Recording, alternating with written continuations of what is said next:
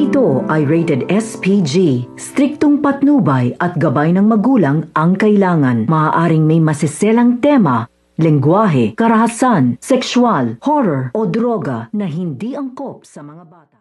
Malapit na nga malaman nito ni Danaya ang lahat ng katotohanan tungkol sa pagpapatapon sa kanila sa mundo ng mga tao kasama ang kanyang buong pamilya. Dito rin niya malalaman na talagang pinagkanulungan sila nito ni Cassiopeia at alam din ito ng kanyang mga kapatid na mawawala ang kanyang mag-ama at ito ang magiging paraan upang makilala niya ang ama ni Terra at maipanganak ito sapagkat si Terra ang nakatadhana o nakatakda na tatapos sa kasamaan nga nito ni Mitena, kung kaya mukhang magagalit nga ito dahil sa inilihim ito ng lahat ng mga tao o pinagkakatiwalaan niya dito sa Encantadia.